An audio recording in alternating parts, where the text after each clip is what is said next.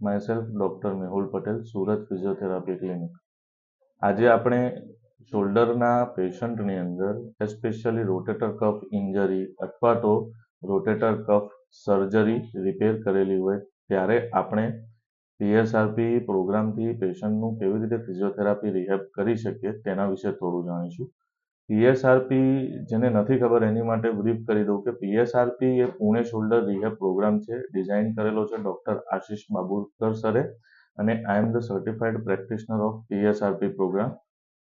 આજે અમારા ત્યાં કતારગામ બ્રાન્ચ ઉપર એક પેશન્ટ છે જેની પર આપણે પીએસઆરપી પ્રોગ્રામ કેવી રીતે રન કરીએ છીએ ફિઝિયોથેરાપી રિહેબ માટે એના વિશે થોડું જાણીશું. ફેઝ 1 આજે જોઈશું આ વિડીયોમાં. મારી સાથે ડૉક્ટર જેન્સી કાકડિયા, એ પણ પીએસઆરપી પ્રોગ્રામના સર્ટિફાઈડ પ્રેક્ટિશનર છે. તો આજે તમને એ પેશન્ટની અંદર પીએસઆરપી ફેઝ 1નું ડેમોન્સ્ટ્રેશન આપશે. મારું નામ માનસી જાની છે. 2 મહિના પહેલા હું બહાર ટ્રાવેલિંગ માટે ગઈ હતી, તો ત્યાં બેગ વધારે વજનવાળું ઉચકાવાથી મને ખંભામાં દુખાવો થઈ ગયો હતો. તો મેં અહીંયા સુરત ફિઝિયોથેરાપીમાં કન્સલ્ટ કર્યું હતું. ઓકે, આ પેશન્ટને ક્લિનિકલ એક્ઝામિનેશન પરથી એમને સુપ્રાસ્પાઇનેટસ સ્ટ્રેન છે, તો એમને આપણે પીએસઆરપી ટ્રીટમેન્ટ ચાલુ કરવાની છે. Phase 1 PSRP protocol in standing position. First of all પેશન્ટને રાખવાનું છે મિરરની સામે, તો કન્ટિન્યુઅસલી એમને ફીડબેક મળશે. સ્કેપ્યુલર સાઇડ, તમારા બંને ખભા છે એ પાછળ ભેગા કરવાના છે. એકદમ સ્ટ્રેટ ઊભું રહેવાનું છે. પેટ અંદરની સાઈડ ખેંચો. ઓકે, જેથી પેટ અંદરની સાઈડ ખેંચવાનું છે, જેથી લોડોસિસ ક્રિએટ ના થાય. હવે અહીંયા 10 સેકન્ડ હોલ્ડ કરવાનું છે. 1 2 3 4 5 6 7 8 9 10. Relax. 10 second hold, 10 repetition.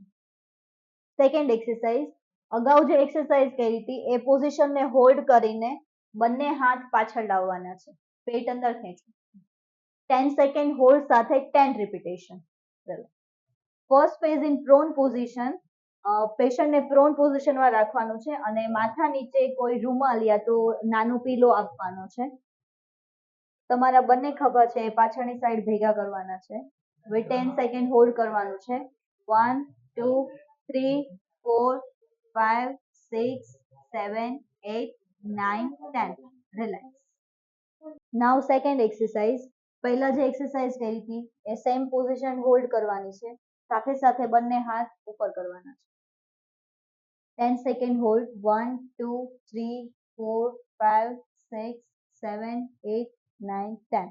Relax. 10 second hold સાથે 10 રિપીટેશન.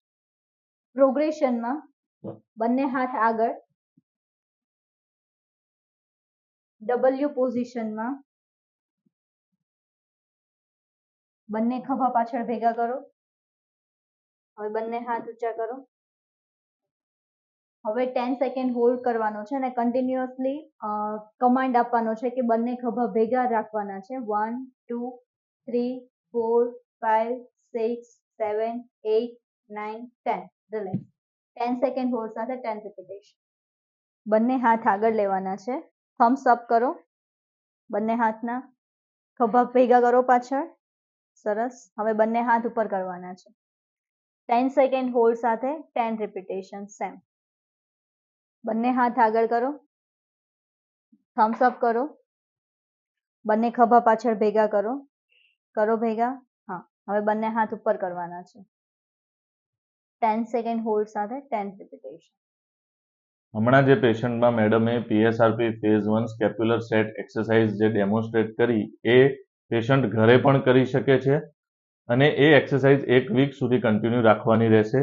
ત્યારબાદ થેરાબેન્ડ સાથે એક્સરસાઇઝ કરવાની આવતી હોય છે, જેને પીએસઆરપી ફેઝ 2 કહેવામાં આવે છે, જેમાં થેરાબેન્ડના યુઝથી આપણે એક્સરસાઇઝ કરીએ છીએ. પણ એની અંદર કમ્પલસરી પીએસઆરપી સર્ટિફાઈડ ફિઝિયોથેરાપિસ્ટ હોય એમના ઓબ્ઝર્વેશનની અંદર જ કરવાની રહેશે. તમે જાતે એ ઘરે ના કરી શકો.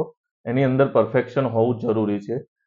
તો અમારા સુરત ફિઝિયોથેરાપી ક્લિનિકમાં હું doctor Mehul Patel PSRP certified practitioner છું અને ડૉક્ટર જેન્સી કાકડિયા પણ પીએસઆરપી સર્ટિફાઈડ પ્રેક્ટિશનર છે. તો તમે સુરત ફિઝિયોથેરાપીની કોઈ પણ બ્રાન્ચ, જહાંગીરપુરા અને કતારગામ બ્રાન્ચનો મુલાકાત લઈ શકો છો. Thank you so much.